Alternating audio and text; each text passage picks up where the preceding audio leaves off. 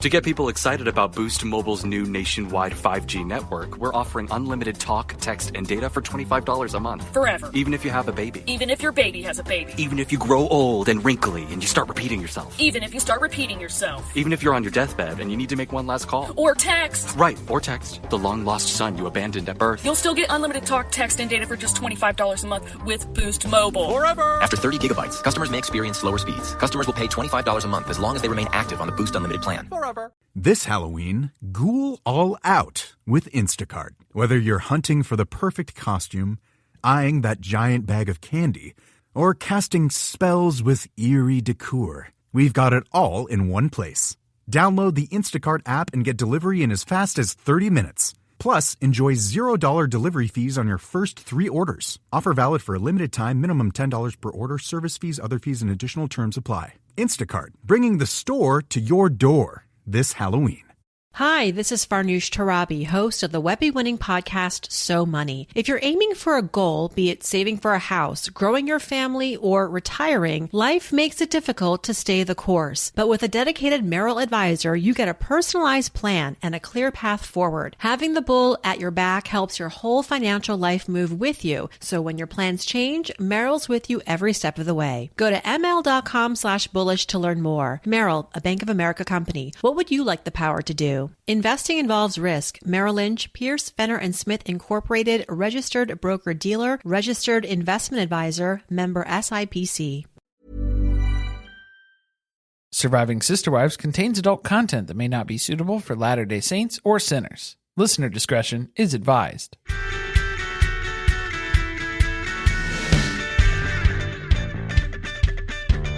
Hello, and welcome to Surviving Sister Wives, the podcast where a monogamous couple drink heavily while recapping Sister Wives on TLC. I'm Corey.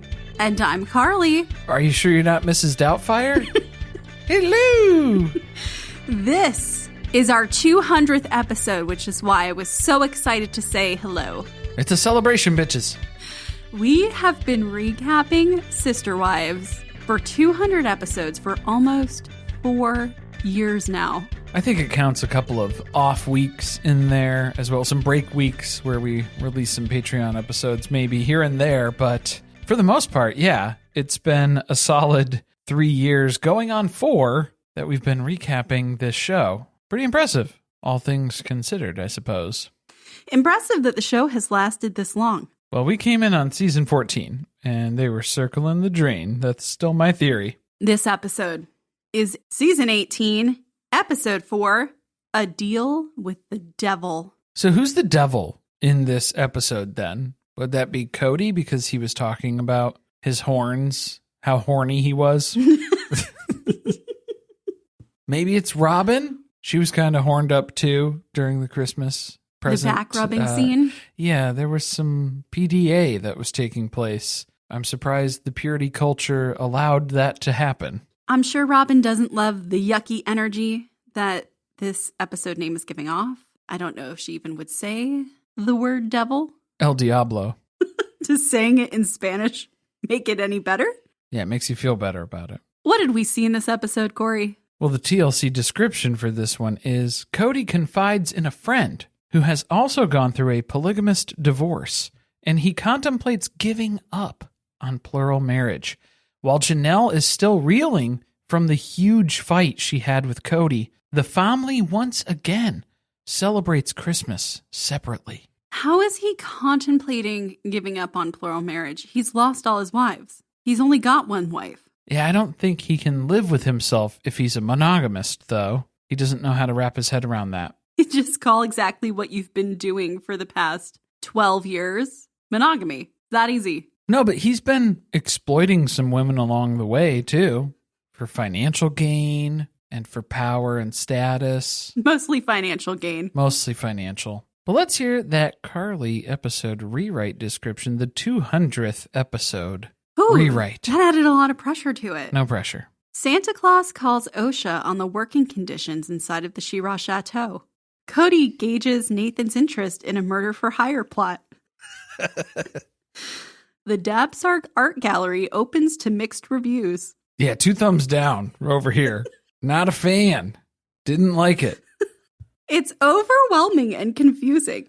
There's a lot going on, too. But not even just the art. There's just a whole assortment of stuff.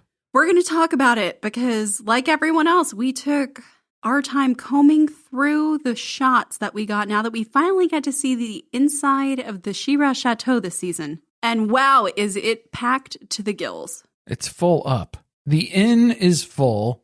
Announcements. If you're wondering how it's possible that we have recapped 200 episodes of this show because you're not seeing them all in your podcast player, that's because they are over on our Patreon at patreon.com/survivingpod, where you can listen to episodes from seasons 1 through 10 of Sister Wives and a shit ton of other episodes where we just talk about random things in other TV shows and movies from time to time. Also, you get to listen to these episodes every week ad-free and with a little bit of early access too. Sometimes some earlier than others. And of course, on Sunday nights at 10:05 p.m., we have revised the times so that everybody's apps have a chance to refresh and we can all start the episode at the same time. We are watching Sister Wives live together in the Discord channel, which is part of your Patreon benefits. We've been having a ton of fun doing that. There are a lot of people joining those, so there's lots of conversations, lots of thoughts, lots of GIFs. GIFs, if you prefer. I still go with GIFs. I know politically it's pronounced GIF, but I'll still say GIF. Don't leave a review about it. Yeah, I don't usually address the negative reviews on the podcast, but we did get one that had some very specific feedback about the way that I pronounce the word family. And if you're subtracting a star for the way that I'm pronouncing that word, I don't think you got the joke. So we need to clarify that is not, in fact, the way that you speak. Right. I would say it like Gino from 90 Day Fiancé because I would be a Midwest accent family with the sound. But no, that's not how anybody on this show says family. Especially if you go back to early seasons, Mary, I think, was the biggest perpetrator of that. Christine does it a couple of times too. Family. Very apparent. So there's that. Just some food for thought. Okay, it's time for this episode. There's a lot to talk about. Yeah, why were they playing the Exorcist soundtrack to start the episode? With the piano music? There were some questionable music cues within this entire episode. I guess I was supposed to drum up the holiday excitement? Wrong holiday, though. That's not the holiday I had in mind. It was eerie, but it did kind of go with the footage because we find out it's been 10 days since Kody and Janelle had that fight on the love seat. And Janelle has gone full Blair Witch. She is self-shooting from an angle that is mostly up her nose while she cries about the situation that she's gotten herself into here. Did you catch that Janelle was mentioning she knows Kody yelled at her in the car the other day? Did you catch that line? I was very confused by that. When was he yelling at her in a car? We didn't see it. We didn't see that. So what is that? That's another questionable decision, babe. I would not be getting in a vehicle with this man at this point in time. He is too angry. He has disabled the ability for you to unlock your door. I can guarantee that. As the child locks on, classic Ted Bundy move to disable the handle from the interior so you can't get out. And we know he travels with a murder tarp in the back of the truck. He has a kill kit. Allegedly. We know that is probably true. She's over it. He's told her things like, choose your loyalties or you won't have a husband anymore. Well, especially when she keeps swearing at him. He can't stand for that. Just the vulgarity of it. She's the mean one. She's swearing at him. Right. She's mean to Kody. What seems to be meaner, though, is the fact that at this point, Janelle's pretty sure he's just going to write off all the rest of his kids. He's over them. And he very clearly does not want to be a plural husband in any capacity anymore. But this is flipping a lot of Janelle's worldview because now she doesn't even recognize this man. Who is this guy? Who is this mean person? Has he been like this always? She's starting to question. It seems like there has been a real change in Kody's personality because Robin talks about it later in the episode as well. So what do we think the origin of that could be? Well, we know he used to be just goofy and kind of cheesy, still pretty dippy, but not this angry. So where did that change come about? I'm just starting to suspect that perhaps spending all that time on the prairie dog plague infected land, maybe, just maybe Kody didn't have COVID. Maybe he had a form of bubonic plague that has permanently altered his personality. Like King Henry VIII. Just like King Henry VIII. If you are here for the Tudor references, I'm glad to keep bringing them to you. Oh, boy. But is that the answer? Is it prairie dog plague from swimming in the drainage ditch pond on the land from just a few seasons ago? He did fully submerse. Maybe, is that the right word? He's fully submersible. Did that alter his genetic code in some way? Did a brain-eating amoeba enter into his skull? Well, her name was just Robin. She goes by the simple form. We need to know her Latin name.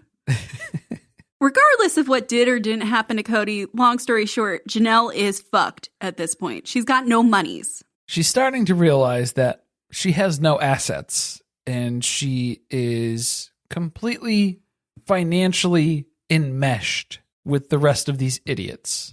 And so at this point, it's just heartbreaking to watch her come to this conclusion and kind of break down on the couch here in front of her little tiny baby tree. So that's Janelle's Christmas. And now we do get some Christmas music that starts to play because we are being transported to Christmas Eve at Robin's house. It's not at Mary's house. It's not after all, huh? I thought it was going to be at Mary's house, but then Mary had explained the awkwardness of having Robin and Kody come over to Mary's house because that would be weird. So it makes more sense for Mary to go over to Robin and Cody's house because it's Robin and Cody's house. You hear the difference? Does it though? Do you hear the difference in the way that sounds? I don't really hear the difference, Mary. It's because Mary is alone in every sense of the word. I think she just didn't have all the ingredients for crepes. Well, seeing as the types of crepes that Kody is creating in the kitchen later on, we'll get to that. Yes, I don't think there's enough ingredients. The house. We're in the house, finally. It's been talked about forever, I feel like. There's been so much speculation about why they will not film the inside of the She Rah Chateau, and here we are, and it's a mess. There's just stuff everywhere. There's a lot of stuff. It's the pure quantity of stuff on every flat surface. And like flat, counting the countertops, the top of the microwave, the floors, the walls themselves as well. Not only the cabinets, but on top of the cabinets. I think it was interesting because then when Christine was talking about she's doing Christmas with her kids at her place in Salt Lake, she specifically mentioned that they're just going to spend time together as a family. There's not going to be a lot of presents. That made me LOL. Because we see what happens at Robin's where we're just buying happiness. We have to acquire this as good capitalist consumers. Our second family spending Christmas separately is Janelle and her kids, and she is improvising a lasagna, which I felt like was very Janelle. It's really not that hard to gather the ingredients for a lasagna. Are we going to start calling this mock lasagna because every recipe that this family makes has to be a mockery? Who are they mocking exactly? Just Italian cuisine in general? I don't know, but they all made forms of pasta. Did you notice that? I did notice that because then Mary had her own Italian dish that she prepared for Robin's house. But can somebody please tell Mary that she needs to come up with a new name for this dish? It can't be a lasagna if there's farfalle noodles in it. No. Mary's was mock ravioli. Ravioli. Even better, because that's a very specific pasta, a stuffed pasta. I would argue that a lasagna is actually closer to a ravioli than just, as she would call it, butterfly noodle pasta. Butterfly noodle. Let's table that because that could be a long discussion. I cannot allow this. I will not stand for this. Janelle is sharing with us as she's making this lasagna that Kody still hasn't spoken to her and he hasn't called Savannah. Because the real perpetrator in this divorce is clearly Savannah. She's the reason why this relationship has completely fallen apart, and Kody is holding her to it and punishing her accordingly. So even though he is taking it out on the children, which is a pattern that we've seen him use before, this is kind of a different split than when Christine left, because Janelle doesn't feel like she can just leave Kody because she still believes in their faith, whereas Christine was like, kicking rocks, I'm out of here. I don't believe in that anyway, and I don't believe in plural marriage, and I have no ties left to any of you anymore. No bow ties. Not even a butterfly noodle pasta. Not a single butterfly noodle. So she's kind of stuck in this spot of like, I guess we're technically still married, but I don't want anything to do with him anymore. Their Facebook status would be, it's complicated. She did do what we thought she would, which Kody didn't come pick up his shit yet. So that went to storage. And pretty soon, it's going to be heading down to the Goodwill. Clock's ticking. Yes, we know exactly where that's going. It's all packed up. It's boxed up. So if you're not going to get it, it's going to get out of here one way or the other. Janelle got a deal. It was $29.99 for the first month of rental. And she is going to be getting that shit out of there before month 2 starts. There's no way she's paying for that. Do you think she just put it in the RV? Is that the storage unit now? Storage unit. It's just boxed up. I don't know. I don't think she would give him the keys to get into her RV at this point. It's the only thing she owns. Yeah, I wouldn't trust it. So now we get to see some of Robin's wonderful Christmas spirit on full display here. It's the Dickens Christmas Village Collection. And what's the main reason why Robin collects this? Because Kody loves this shit. He loves Dickens Christmas Carol, and specifically these $260 to $400 figurines that you can buy at your favorite knick-knack shops. Specifically QVC, which we know she loves. And did you see there was a TikTok that actually estimated how much all of these pieces cost at full retail value? Do you want to take a guess without going over, Corey? My Price is Right knowledge to the test. Channeling my inner Bob Barker for an accurate estimate here. I'll guess $3,600. Ooh, not enough. Oh. I believe it was like $4,600. It was definitely up there. Man, I was right in there.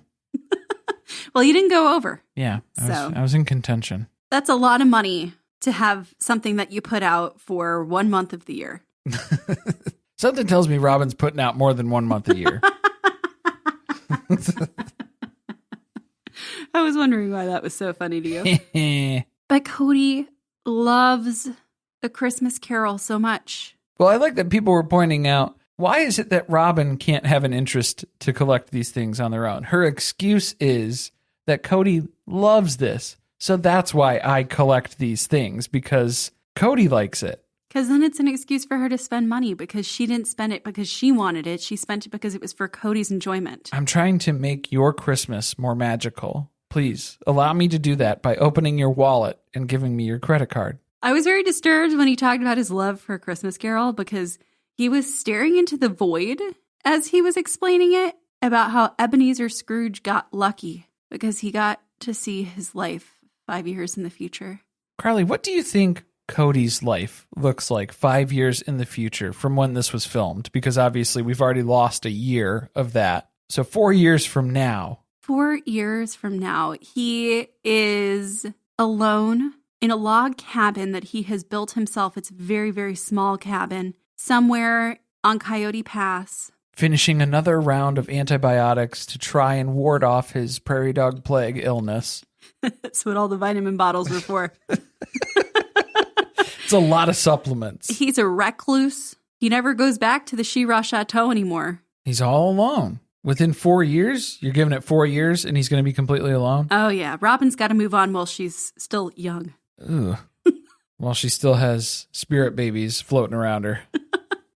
We're going to hop back to Salt Lake City for a minute because we got to check in on what's going on over at Christine's house. Again, eating some form of pasta. We find out Truly is unfazed by not seeing Kody on Christmas. It's kind of just like every other day of the year. And like every other Christmas, probably, in some capacity. She did make sure to raise a glass of grape juice and toast at the table as Tiny Tim by screaming, "And God bless us, everyone." Us in this room. I thought that was pure poetry for her to quote the last line of A Christmas Carol. It's a staple line. Tiny truly. A lot of similarities there, probably. If you look hard enough. We found a lot of comparisons between these stories in real life. Oh, boy. I feel like Bob Cratchit was a better dad, though. Just going to say that. Should we head back to the She Rah Chateau? Well, yeah, because now we're going to see how Kody gets everybody excited. He's going to spend some quality time with Robin's kids here because, you know, he doesn't do that enough. So he's encouraging everyone, please silence your cell phones and set them down at this point. The movie is about to start. Please do not do what I do at Christine's house. Put your phones down for a couple minutes so we can spend some time together. Pay attention to me. Yes, I need more attention now, and I would like it to begin immediately.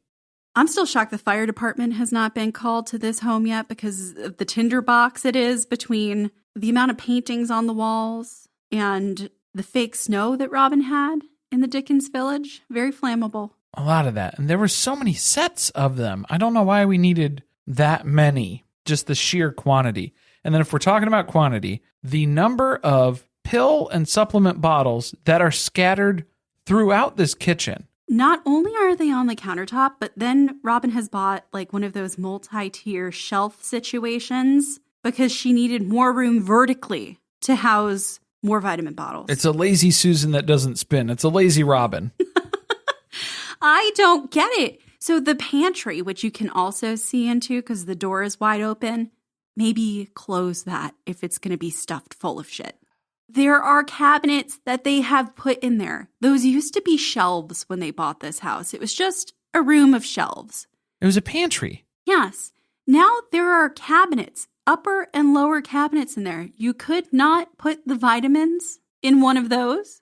Well, those are stuffed to the gills too, because there's stuff that's on top of those cabinets in the pantry. And look, we get it. Not everybody has a spotless home. Sometimes clutter can accumulate. There are things that are around in the house. It's not everybody needs to have a darker house. That was a beautiful house. It was a beautiful house. They though. were aware the cameras were coming to film that day. They knew. Yes, so they made an effort. As long as this room looks neat. One room. One. We can put all the other stuff in the pantry or in the closet and close the door. That's fine. Have a Monica closet. Sure. We're okay with it. That's okay. But to just have all this stuff laying around, it's very cluttered. The pill bottles in particular, because that's just dangerous. Well, I don't know if it was, like what pills it is. It feels like there's probably just weird supplement things, some vitamins, some minerals. It's probably another MLM that they're part of. Something else that's going on. But there are just so many bottles all over. If Kody was worried about his kidneys before, he better be now. Because I don't think you can take that much. Even if it's a supplement or a vitamin or a mineral, at some point, your body's just going to shut down. It'll be your last headache. I don't know. Maybe they started a pharmacy in addition to an art gallery. I hope not. Mary's here. I almost forgot. Oh, remember? Everyone almost, pretty much kind of forgot. Lost her in the pill bottles. This is inconvenient, though, because it means Kody and Robin, they're going to have to tone down the intense sexual attraction they have to one another. Yeah, can you feel that sexual tension that's building here at Christmas with all the kids on Christmas Eve here, right before the presents? It's not the only thing we're looking to unwrap tonight. Oh, God.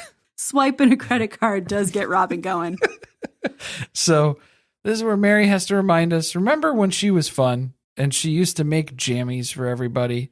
I think she's fun now. I think she's more fun now than she ever was. Well, except for when she, again, almost launched herself into orbit on the sledding incident. That was my favorite Christmas episode. My favorite Merry Christmas moment.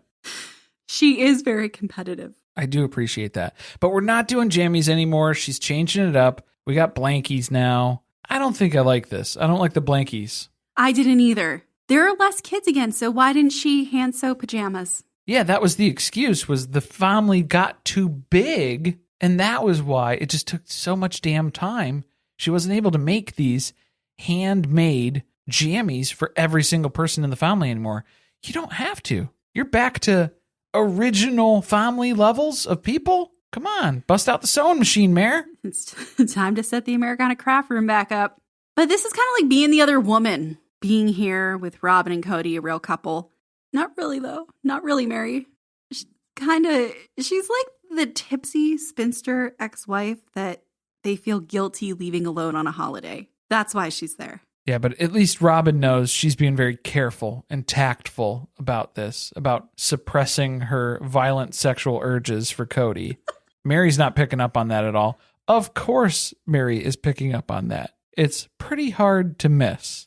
So now Cody's going to read through the nativity. We're going to enjoy some good old-fashioned Christmas traditions here. But meanwhile, Cody's bank account is low. And we're not talking about his usual one that he's overdrafting on. We're talking about his bank account of love for the family. Can't take a break from playing the victim, even on Christmas, apparently. He's so damaged and volatile. And so in order to suppress that emotion, he has to ignore the children who have hurt him so bad, i.e. Janelle and Christine's kids, and just focus on the children who do a better job of placating him instead, meaning Robin's kids. Right. Give more attention to Robin's kids. That seems to be the solution here. That was the problem that got us to this point. So I'm just going to go ahead and double down.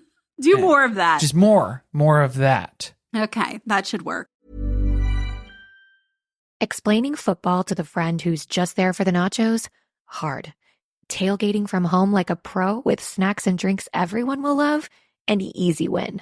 And with Instacart helping deliver the snack time MVPs to your door, you're ready for the game in as fast as 30 minutes. So you never miss a play or lose your seat on the couch or have to go head-to-head for the last chicken wing. Shop Game Day Faves on Instacart and enjoy $0 delivery fees on your first 3 grocery orders. Offer valid for a limited time. Other fees and terms apply. Every day is filled with opportunities to express yourself. And with an everyday piece from Blue Nile, you can do it without saying a word. Blue Nile's collection of diamond jewelry is the ultimate statement, with sparkle that elevates any outfit. Or switch things up with a sapphire piece sure to spark conversation. Either way, their diamond guarantee ensures you get the highest quality at the best price. Express yourself with Blue Nile and get up to 30% off at BlueNile.com. That's BlueNile.com. Hey, I'm Ryan Reynolds. At Mint Mobile, we like to do the opposite of what Big Wireless does. They charge you a lot, we charge you a little. So naturally, when they announced they'd be raising their prices due to inflation, we decided to deflate our prices due to not hating you. That's right. We're cutting the price of Mint Unlimited from $30 a month to just $15 a month. Give it a try at mintmobile.com/switch. $45 upfront payment equivalent to $15 per month. New customers on first 3-month plan only. Taxes and fees extra. Speed slower above 40 gigabytes. See details. Hi, this is Farnoosh Torabi, host of the Webby-winning podcast, So Money. If you're aiming for a goal, be it saving for a house, growing your family, or retiring, life makes it difficult to stay the course. But with a dedicated Merrill advisor, you get a personalized plan and a clear path forward. Having the bull at your back helps your whole financial life move with you. So when your plans change, Merrill's with you every step of the way. Go to ml.com/bullish to learn more. Merrill, a Bank of America company. What would you like the power to do? Investing involves risk. Merrill Lynch, Pierce, Fenner & Smith Incorporated, registered broker-dealer, registered investment advisor, member SIPC. Bombas makes the most comfortable socks, underwear, and T-shirts. Warning, Bombas are so absurdly comfortable you may throw out all your other clothes. Sorry, do we legally have to say that? No, this is just how I talk, and I really love my Bombas. They do feel that good. And they do good, too. One item purchased equals one item donated. To feel good and do good, go to bombas.com/ACAST and use code ACAST for 20% off your first purchase. That's BOMBAS.com/ACAST and use code ACAST at checkout. It's Christmas morning, and Mary apparently did not stay the night. She didn't get that invitation. She was not able, not welcome. They couldn't let her crawl up on the couch with one of those little blankets. One of the blankets that she brought. Yes. She probably could have found some sleeping pills on the counter and just zonked out. There you go. Some Ambien. You're good. Like a new woman the next day. Awakened, refreshed. Although you probably shouldn't combine those with any form of alcohol. Not with the amount of wine that she was probably consuming. As she's on this drive, Mary's reflecting with us. It feels like she and Robin are the only ones who are trying to hold this family together at this point. And I'm sorry, by my count, I believe they are the only two that are left in the family at this point. Right? Am I mistaken?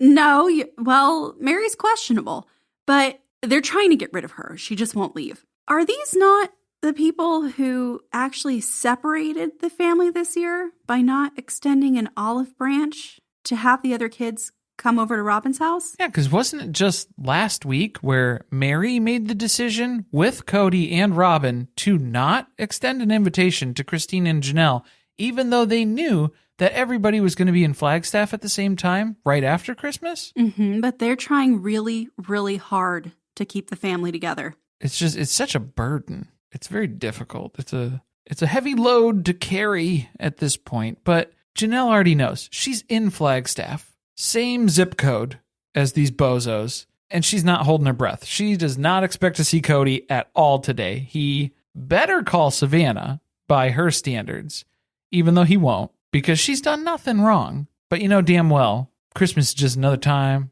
where Kody can let his kids down in just special ways. No. He's too busy, I guess, curating art or something. Is that what's going on over there? Well, let's talk about the paintings, shall we? Oh, yeah, because, we get the magical Christmas morning moment where Robin's house and all of her kids come storming out and they get the big reveal.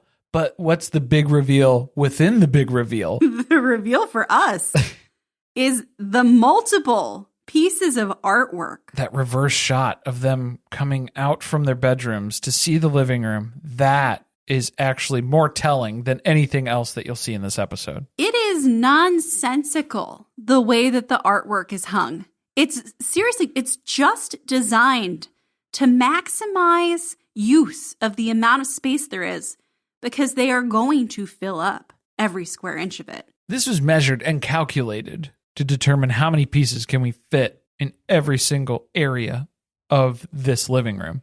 Now, the artwork that we see in that corner by the stairs, of course, the infamous forest fire with the deer coming out on top, and then the other strange martini glass situation. I don't know what it was. It was looking through a window out to the water. There were two of them, very similar, all made by the same artist whose last name is Kush. Investing in a different kind of Kush than they are at Janelle's house. Yeah. Not Janelle's grow operation, unfortunately. Maybe there was some confusion when they were divvying up the family pot. Oh.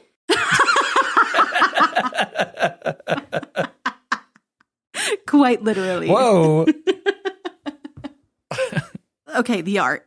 Oh my God. Yeah, there's been so much analysis of all of the artwork on TikTok already. Please go explore those for more detail. There are a lot of deep dives that are out there right now.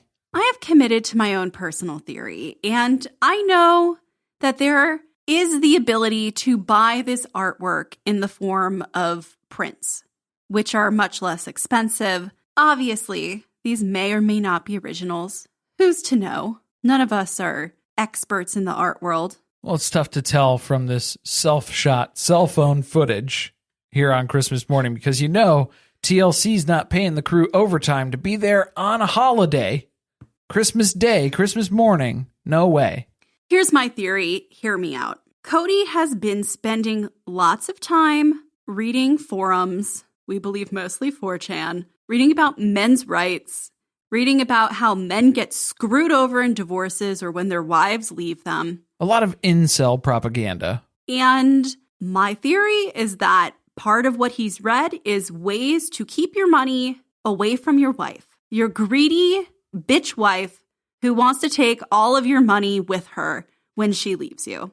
And he has been siphoning money out of the family pot and purchasing things so that it is not available. It's no longer liquid to be used by others. It's not just currency, it's an asset now.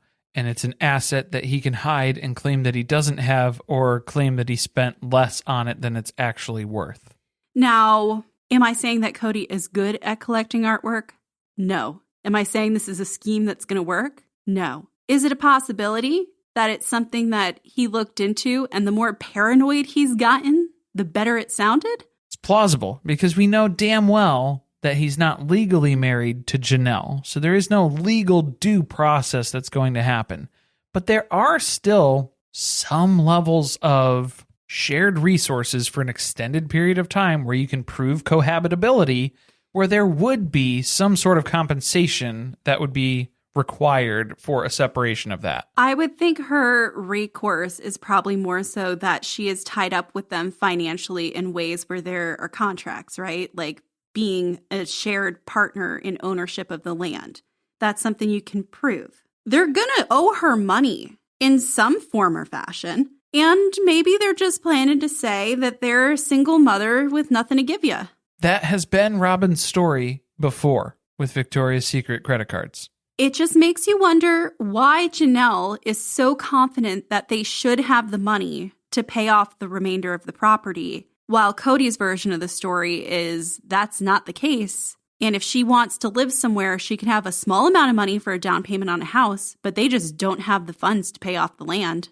And also why Janelle was getting so frustrated and at certain points saying, I don't know if I need to get a lawyer. I don't even know what to do at this point, because she is so enmeshed with the family finances. Just a theory doesn't mean it's right. It's just bizarre, is it not, that they have this much artwork? Well, especially from weird artists with some other questionable political statements that are being made with some of the other pieces as well. But let's take a look at some of the other assets that we've acquired for Christmas morning here for the rest of the kids. So the kids run upstairs to find 3, should I call them scooters, as Kody originally introduces them to us? Kody refers to them as scooters, but then he says we used to call them mini bikes. Remember when you get a Razor scooter and that was like the best thing you could get on Christmas? A scooter was a scooter. A scooter's a scooter. A mini bike is a mini bike. I don't know why Kody sounded like he knew what a mini bike was. I don't know why we're not calling these mini bikes, because that's basically what they are. He eventually called it a mini bike, right? He said they used to call them mini bikes, so I don't know why he's referring to them as scooters now. Who knows? Someone in a store sold them to him who knew nothing about what they were, but knew that they were worth anywhere from $500 to $800 a piece, most likely, and wanted to move that inventory. Oh, but look, Kody is he's dying to go have some fun on Coyote Pass because he has not gotten his money's worth out of that land yet. He's only swam in the pond once. Didn't you think that was the fucking kicker here? That he bought these bikes so they could make use of Coyote Pass. He is going to have these kids ride around on the land that Janelle cannot build her house on because he keeps wasting money on bullshit like this. It's the reason you're homeless, but also watch me turf this wicked donut here before I go hop into the pond and just go rip-roaring through the land. Also, why did they have to have 3? I know he thought that they were inexpensive, probably because he he chose not to buy gifts for the rest of his children for Christmas this year, so he had a little extra left in his budget to spend on Robin's kids. But wouldn't you expect maybe one bike that everyone shares? Well, then how would you be able to race? Because everything has to be a competition as well. Because this is where Robin starts to suspect. She gets a little suspicious because she knows motorized vehicles are dangerous. From anything that she's learned through motherhood, that's the biggest thing that she's taken away. Motorized vehicles equal harm to your children. And I hope Dayton would agree.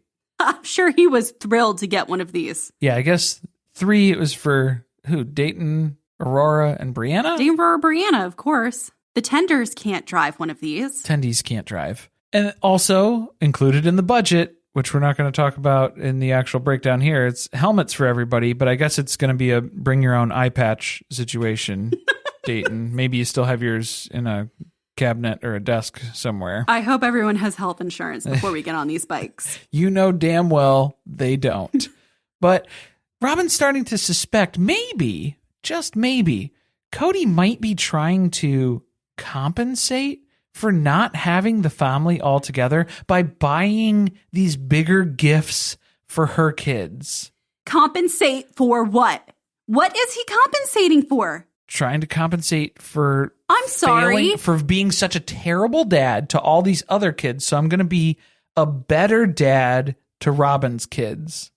I'm sorry that you guys get everything that you ever want. Here's more. You guys just keep doing what you're doing because it's working. At this point, it's pretty clear that her kids are not devastated by the fact that they are not spending the holidays with the rest of their family.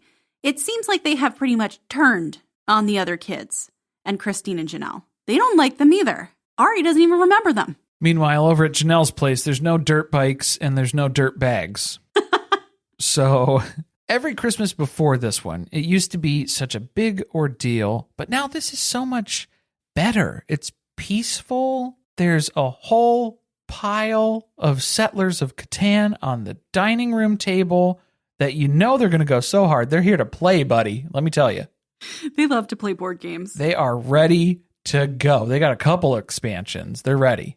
She was not worried about ruining these kids' Christmas because straight up told them already that she and Kody had a fight that it doesn't look like they're going to come back from. And the kids, they're pretty okay with it. And she hasn't heard from anybody else in Flagstaff since then. So don't expect to hear from anybody else. But then Kody is blaming Janelle, that they share equal blame in this because Janelle said the hurtful words to Kody, obviously. Oh.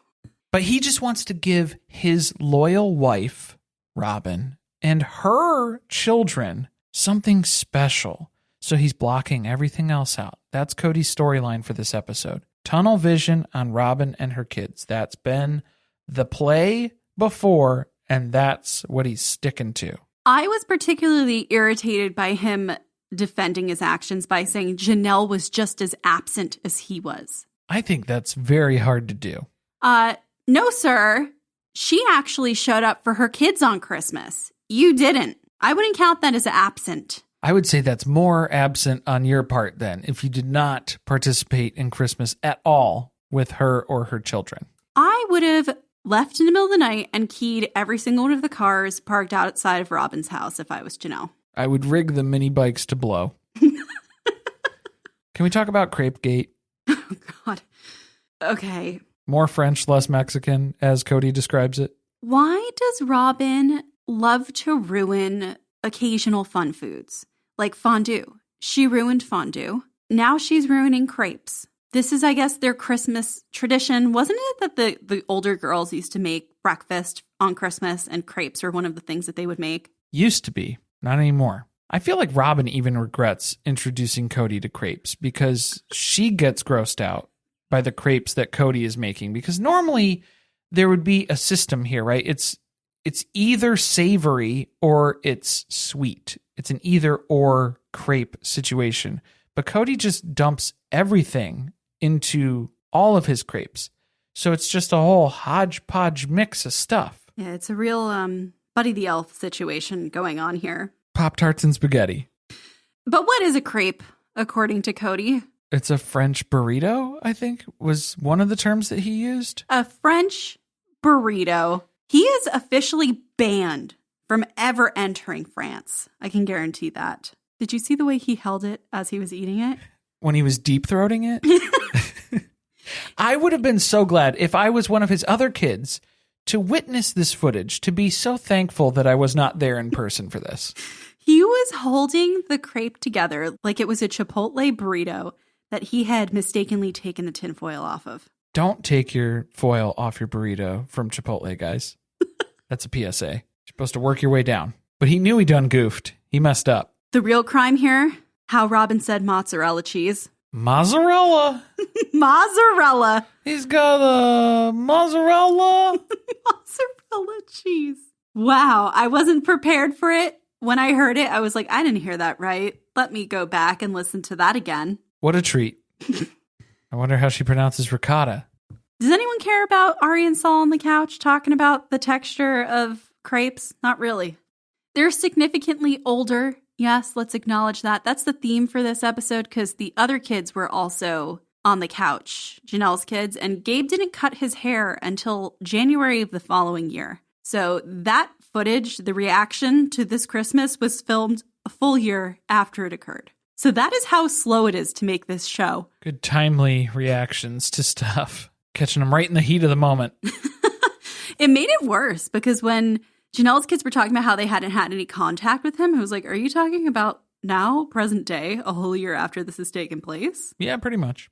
That's what's going on. So now Kody gives us the update. They've made it through the holidays. They've muddled their way through. He was able to at least savor some of his savory crepes at Robin's house and the time with her and her children. But at what cost? We get the pointed summary from Kody from the trailer that we were very excited and impressed with, where he's in such a bad place with Janelle. Christine's gone. Don't even know what to do with Mary. And he's starting to realize he's been such a joy to be around the last 2 years or so. So we're going to go for a drive with Nathan and talk about polygamous divorce. This is how you know that he is running out of people to film with. As he's losing more wives, they need to pull in side characters, so Nathan's back. Again, yeah, because he was in last episode too. How many times is Kody going to vent to this guy? I guess as many times as they're going to give him a Salsa Brava gift card to do it, huh?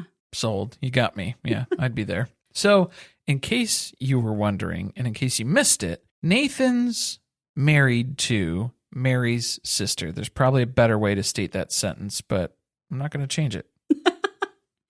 And he is praying for the day that marriage no longer exists so that he doesn't have to be technically Kody's brother-in-law through marriage anymore. He's really rooting for Mary to get up and pack her bags. That would be really nice. Yeah, that would be quite a relief for Nathan at this point. Because Kody keeps calling him his friend, but it's pretty clear that Nathan feels obligated to have these conversations with Kody. There's a deep obligation in this conversation. And especially because Nathan is divorced. He lived polygamy himself. He had 2 wives. Now he has 1. Is he more of an expert on divorce than Robin then? Since he's actually had a polygamous divorce and she has not? I don't think she would ever let you say that. But yes, I would agree that Nathan does have more experience than Robin in this particular case. But Nathan's warning Kody, it's a long road.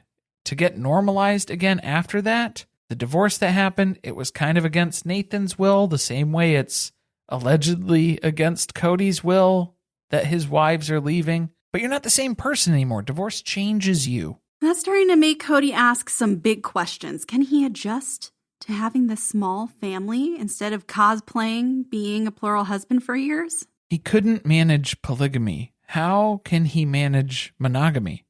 Another big concern of his, Robin. She's suffering. Still doesn't mention his children. Not worried about his children. No, it's Robin's heartbreak. She's mourning. There's loss here for her, mostly her. I guess the term sacred loneliness does not apply to Robin now that she's pretty much a single sister wife. Nothing sacred about that loneliness.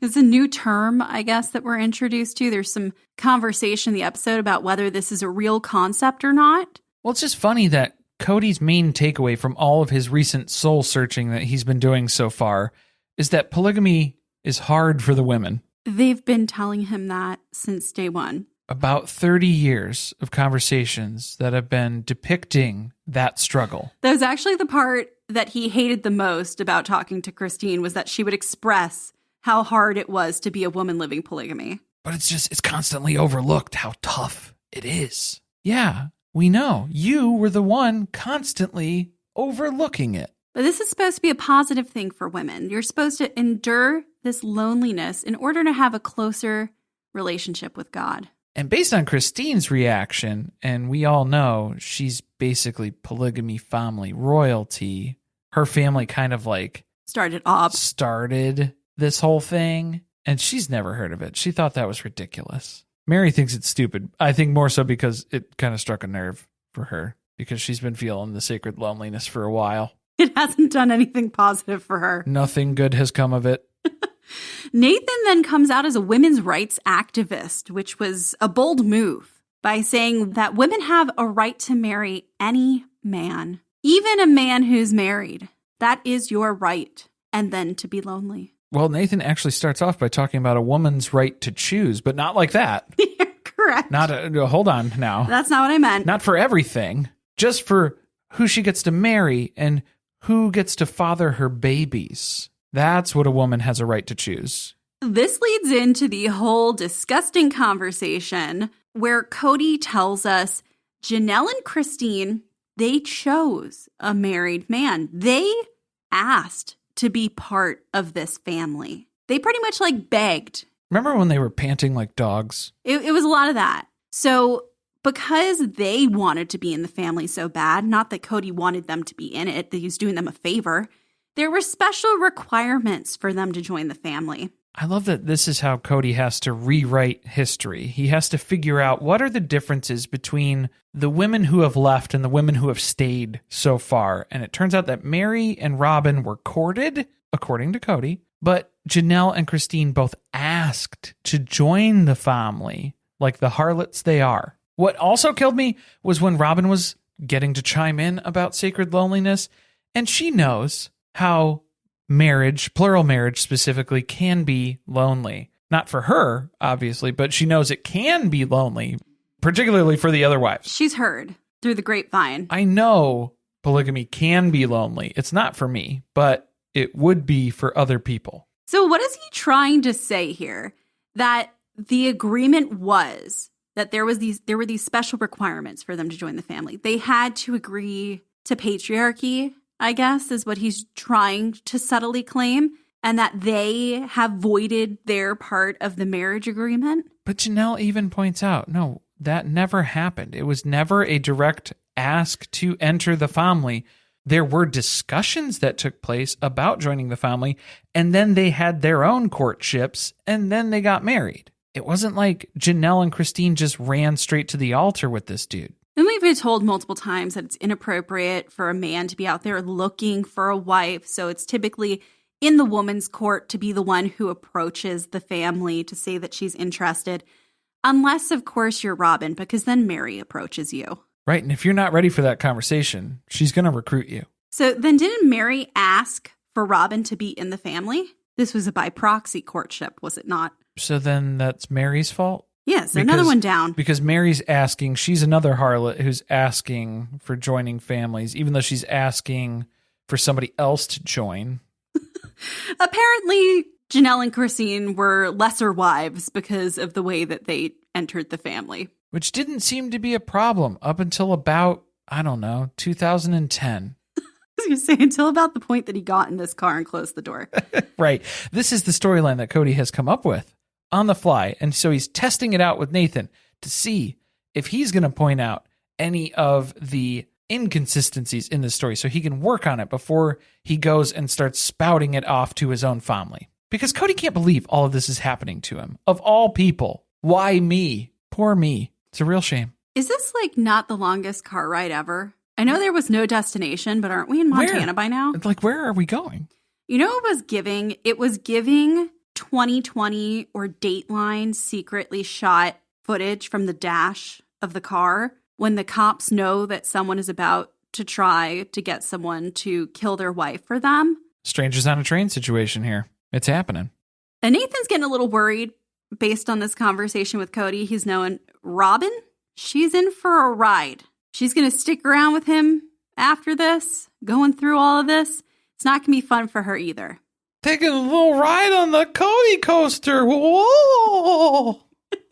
But Robin even admits she's having issues with Kody in their relationship now more than ever, because I don't think she's pieced together that they're finally running out of scapegoats to blame all of her shortcomings on. And he's very suspicious of anyone being disloyal to him, including Robin, his most loyal wife. But then even she points out how she doesn't even recognize this man. I don't know if that was just because that was Janelle's experience.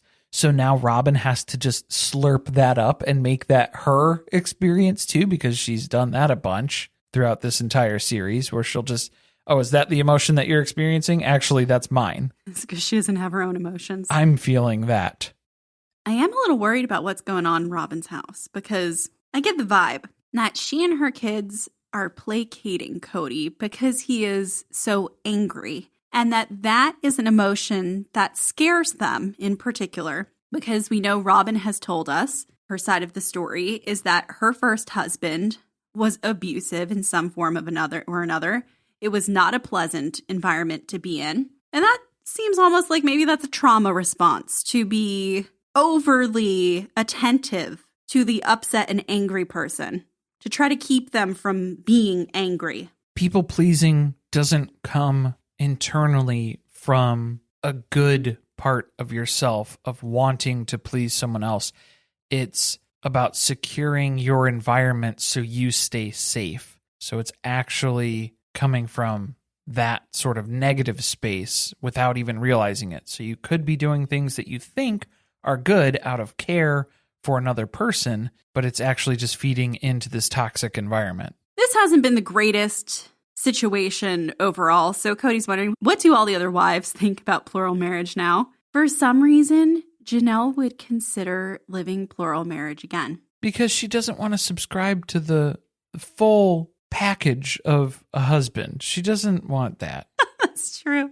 She just wants the trial period here. I've had enough. Go on to the next house now. Thank you very much. Just come hang out with the kids. Let's spend time together, quality time, bond with them, and then move on with our lives. Mary's opinion on why their family fell apart was it was hard to watch because she says it was due to personalities, particularly hers. And then she says that she is positive that Kody regrets ever having married her. Yeah, she can't speak from certainty about Christine or Janelle, but she knows for sure that Kody 100% regrets marrying her. This is the point in the ride where Nathan definitely has one hand on the door handle. He is ready to make his escape anytime they approach a red light. And Kody's starting to talk about how things are getting real dark. It's dark going through a divorce. And he has all these thoughts. And he wants Nathan to share his deepest, darkest thoughts that he had during his divorce with him. And then he'll share his.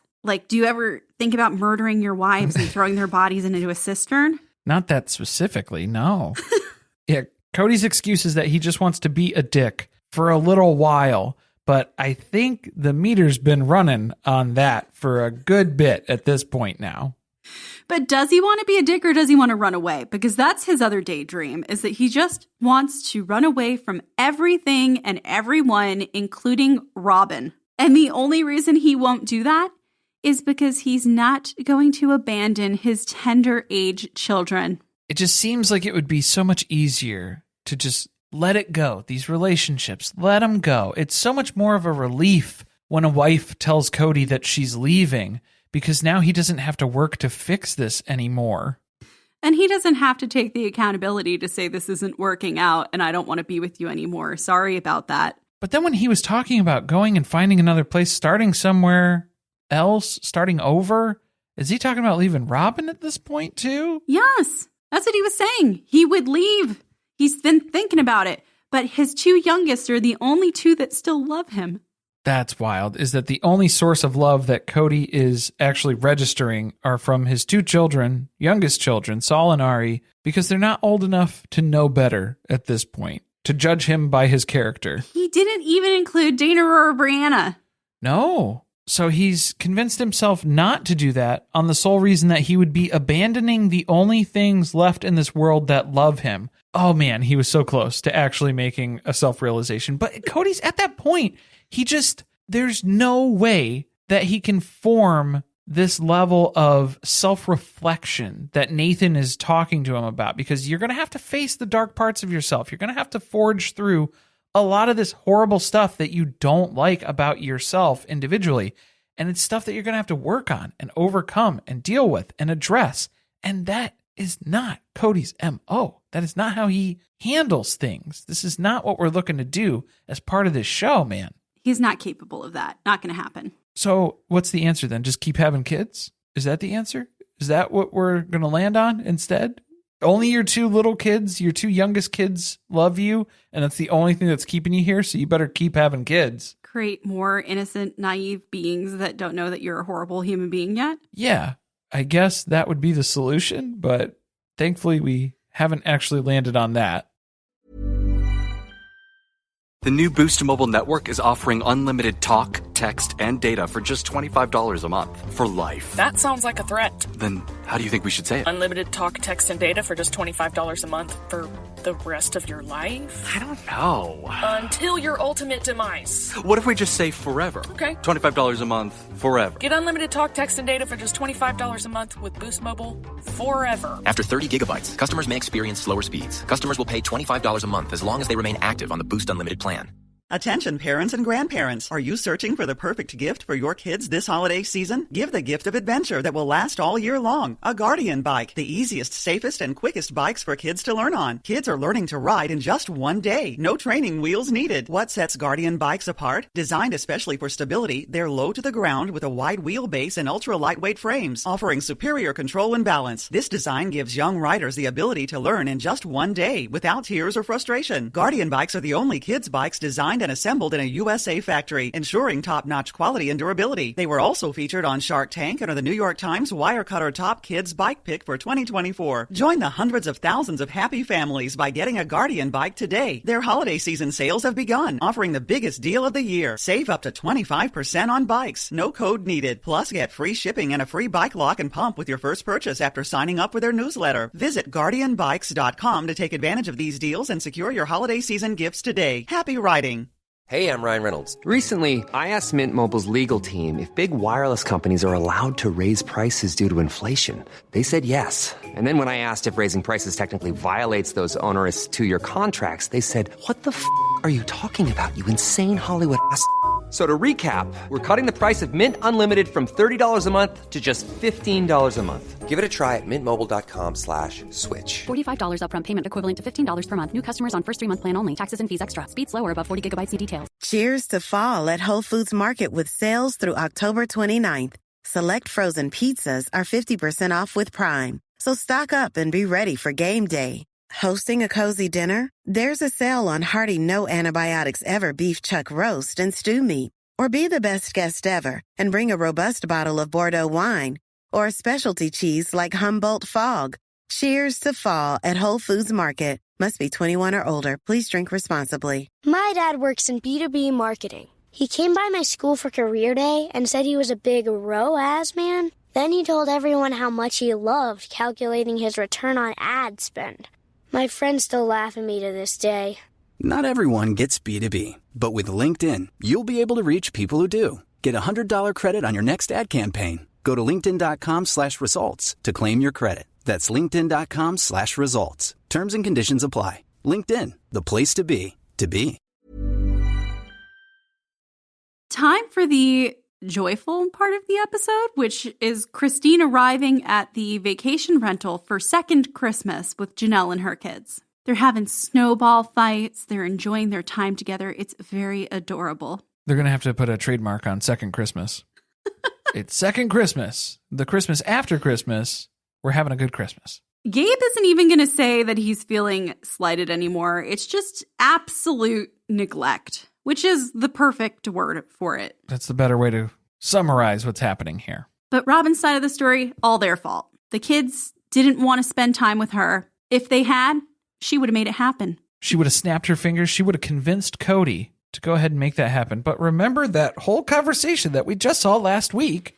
When Scary. we had that opportunity to invite everyone over to Mary's house, and Robin poo-pooed. That's too scary. Sounds scary.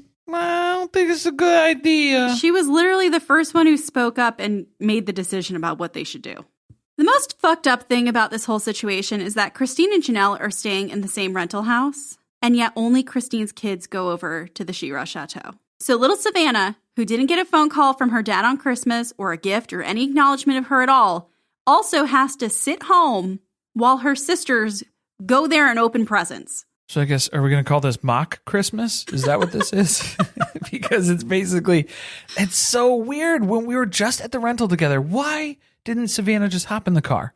I would have had her go. Like, come Surprise. on. How are we not going to address this? How are you going to coordinate with Christine? I mean, it's a lot to put it on Christine to mention, hey, Savannah's here too. Is it all right if she comes over? Because then you're having Christine facilitate. Maybe Savannah didn't even want to go after not getting called by her dad. I would be in the same boat, so I wouldn't fault her for that at that point. But now, what's the other benefit of having McKelty over is that Kody has found another baby to love him. It's baby Avalon. And Robin, too. She has latched onto this baby. She's got her claws in her in a way that shows more interest in McKelty's child than any of the other biological children of Kody's. She's never interested in the other kids as much as she is in this grandkid. To which Christine then deems Mykelti the bridge between the family, because Robin has anointed Mykelti as being neutral. But if we're going to refer to Mykelti as the bridge, I hope she's not the bridge that Kody keeps referring to, that's always on fire, or there's something that's burning. She's just the bridge to nowhere. Something that's happening. Bridge to Terabithia. She's the only one that they have a relationship with at this point. But if the other kids wanted to have a relationship with Christine and Janelle's kids, that would be okay. Robin would give her blessing for Daynor, Brianna, Saul, and Ari to have a relationship with them. But remember when Christine left, she told Robin on the porch that Christine doesn't want no relationship with Robin or her kids. So if Christine would just mea culpa with Robin and make it all better and apologize for that, she would have Robin's blessing, which is interesting because, so you agree, people do need your blessing to have relationships in the family. Did you say the quiet part out loud, Robin? She does have 3 children who are adults, so they can have relationships with whoever they want without your blessing. I don't think they can. I don't think they can. Theoretically, they should be able to. It's also second Christmas over here at Robin and Kody's house. Well, it's mock Christmas morning again, yes. And really the only people who should have presents to open today would be truly Savannah and I guess Mykelti. Are there gifts for Mykelti? She's an adult. Wait, so did Savannah make it here? Did I say Savannah? You said Savannah. Oh, it's poor Isabel. Savannah. Isabel. It's still, well, I mean, Savannah should have presents, but yeah, she's still not getting any presents. It's just truly Isabel and Mykelti. So that's who should have gifts today. But Robin didn't like the idea of having just Christine's kids opening gifts. So she saved some things. She set some gifts for Daynor, Brianna, Saul, and Ari aside so that they could open them today, so that they too have gifts to open. To be fair, of course, in Robin's eyes, because we don't know the difference between equity and equality, clearly. Did they hide the mini bikes, or did they show those off to the kids before they came inside? Maybe they just opened the helmets for the mini bikes, but we didn't actually show them the mini bikes part. Yeah, where were the 3 other mini bikes that should be here? Truly didn't get one. Isabel didn't get one. There's not one for Savannah. No, that was all the other sibling fund that pooled into the mini bike account. But then we got some footage of Ari putting on makeup, and at least she's not drawing on her eyebrows. That's not hereditary, right? Not taking makeup tips from mom yet. And at least Kody didn't say anything toxic about purity culture or anything. He seems to be very relaxed with Ari exploring makeup at such a young age, even though he probably would have had a heart attack if Maddie was trying to do that back in Vegas. Or Mykelti. I was going to say, Mykelti probably has some trauma associated with that. The body shaming is real. Ari and Saul are on the couch doing an interview. Really, all you need to know about this is there are no physical boundaries when it comes to Ari interacting with Saul. The touching of the face, the touching, the kissing, she needs to know that no means no. He's annoyed by it. It's annoying. He's trying to pull himself away from her. He's like, stop. She's not taking the context clues. It just makes me think of that heartfelt story that Kody shared about Ari's first day at school, where she made such a dear friend feel better at kindergarten by hugging her and kissing her all day to make her feel safe and accepted at school, which now I'm imagining it in this context, because that was pretty much how I had it playing out in my head before, was that she was just being annoying. And that's kind of what was going on. Well, it's a learned behavior because we see Kody calling Robin over to sit in a very, what was it? It was like a lazy boy, a lounger. It's a recliner that he's trying to make into a love seat, if you know what I mean. He's coaxing Robin to his chair.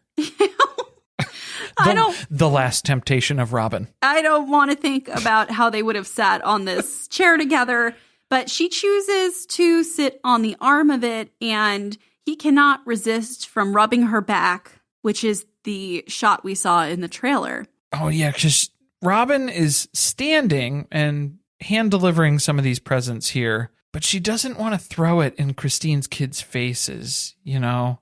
She doesn't want to, but she will.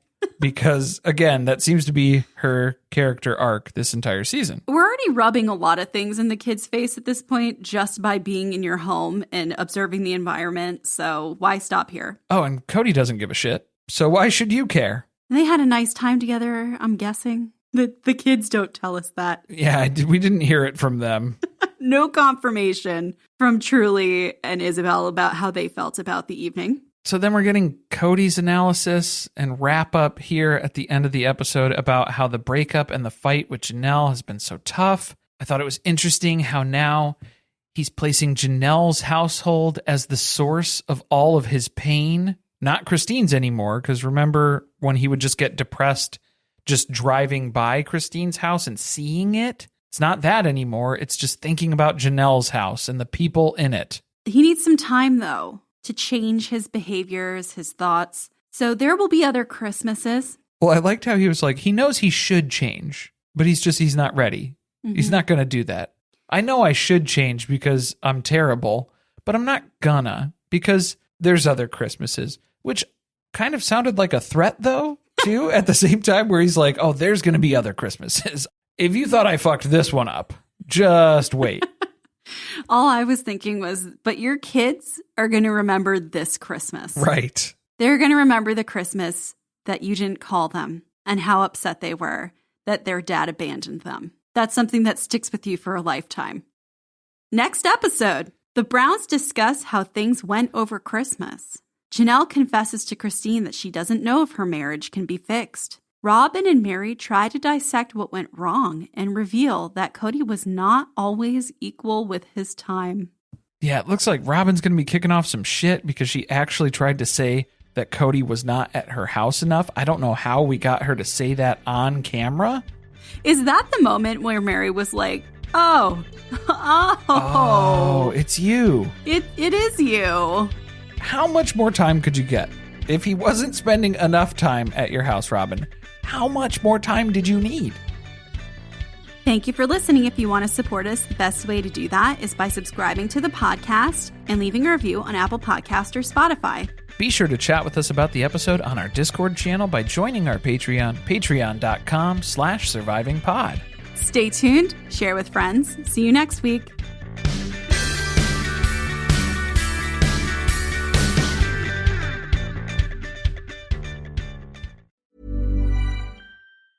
To make switching to the new Boost Mobile risk-free, we're offering a 30-day money-back guarantee. So why wouldn't you switch from Verizon or T-Mobile? Because you have nothing to lose. Boost Mobile is offering a 30-day money-back guarantee. No, I asked why wouldn't you switch from Verizon or T-Mobile? Oh. Wouldn't. Because you love wasting money as a way to punish yourself because your mother never showed you enough love as a child? Whoa. Easy there. Yeah. Applies to online activations. Requires port in and auto pay. Customers activating in stores may be charged non-refundable activation fees.